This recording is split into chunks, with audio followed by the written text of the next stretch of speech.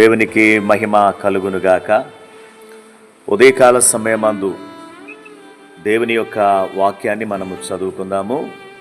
ఈ దినము కొరకు ఏర్పాటు చేయబడిన లేఖన భాగం నిర్గమాకాండం 32వ అధ్యాయం 6వ వచనములో ఈ విధంగా వ్రాయబడి ఉంది. ఆ మాటలు నేను చదువుతూ ఉన్నాను.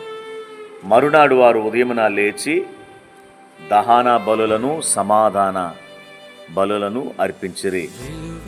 అప్పుడు జనులు తినుటకును త్రాగుటకును కూర్చుండి ఆడుటకును లేచిరి. ఉదయకాలమందు రాయబడిన ఈ మాటలు మనం ఆలోచన చేసినట్లయితే ప్రజలు ఎలా ఉన్నారంటే, ప్రస్తుతం ఆ దినాల్లోనే కాదు, ఈ దినాల్లో కూడా ప్రజలు ఎలా ఉన్నారంటే ఇదే పనిలో ఉన్నారు.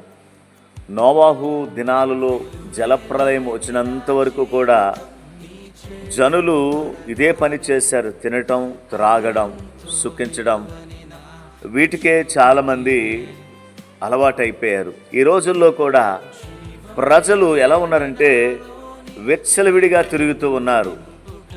ప్రజలు విచ్చలవిడిగా తిరుగుతున్నారు. ఎవరు భయం లేకున్నా, దేవుని భయం లేదు, అదేవిధంగా ఎవ్వరు భయం లేదు, తల్లిదండ్రుల భయం లేదు, సేవకుల భయం లేకున్నా ప్రజలు కూడా ఎలా ఉన్నారంటే నేటి దినాల్లో ఎవరికి నచ్చినట్లుగా వారు తిరుగుతూనే ఉన్నారు.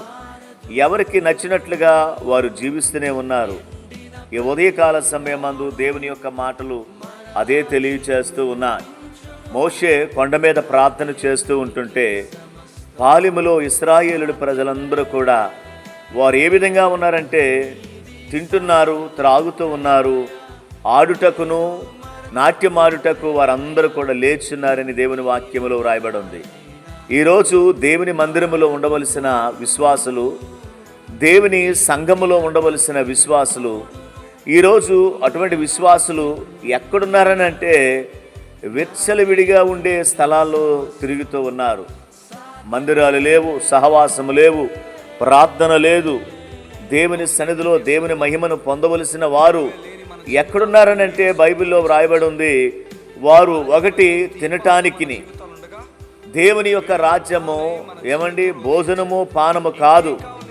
ఇక్కడ ప్రజలు కూడా ఎలా ఉన్నారంటే తినటానికి వారందరూ కూడా సిద్ధమవుతున్నారు. ఈరోజు కూడా చాలామంది చేస్తున్న పని ఏంటంటే తినే పనిలోనే ఉన్నారు. ఇంకా కొంతమంది ఎలా ఉన్నారంటే త్రాగే పనిలో కూడా కొంతమంది ఉన్నారు.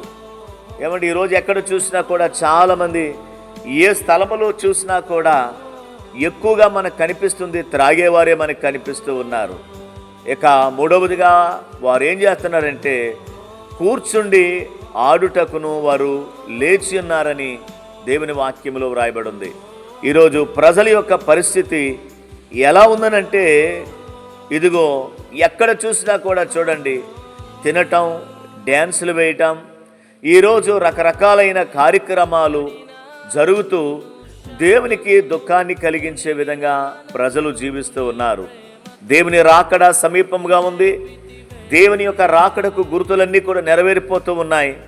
కానీ ప్రజలు మాత్రం ఇంకా కూడా త్రాగటానికి, తినటానికి, ఆడుటకును ప్రజలందరూ కూడా సిద్ధపడుతున్నారు. రాకడ దినాల్లో ఉన్నాం. ఆరాధించవలసిన విశ్వాసులు, దేవుని మందిరానికి వెళ్ళి దేవుని సందులో దేవుని యొక్క వాక్యాన్ని నేర్చుకోవలసిన విశ్వాసులు ఈరోజు విచ్చలవిడిగా తిరుగుతూ ఉన్నారు. వారందరి కొరకు కూడా ప్రార్థన చేస్తున్నాం. వారందరూ కూడా దేవుని కొరకు సాక్షులుగా నిలవబడాలని మనమందరం కూడా కోరుకోవాలి. వారందరి కొరకు మనం కూడా ప్రార్థన చేయాలి. ఉదయకాల సమయమందు అటువంటి విచ్చలవిడి జీవితాన్ని దేవుడు కోరుకోలేదు. దేవుని యొక్క సన్నిధిలో కన్నీటితో ప్రార్థన చేయాలి. ఒక ఉపద్రవం రాబోతూ ఉంది. దానిలో నుంచి మనము తప్పించబడాలనుకున్నట్లయితే మనకు నచ్చినట్లుగా మనము జీవించడం కాదు, దేవుని చిత్తానుసారంగా మనము జీవిద్దాము. ఈ మాటల ద్వారా దేవుడు మనలందరినీ కూడా బలపరచునుగాక.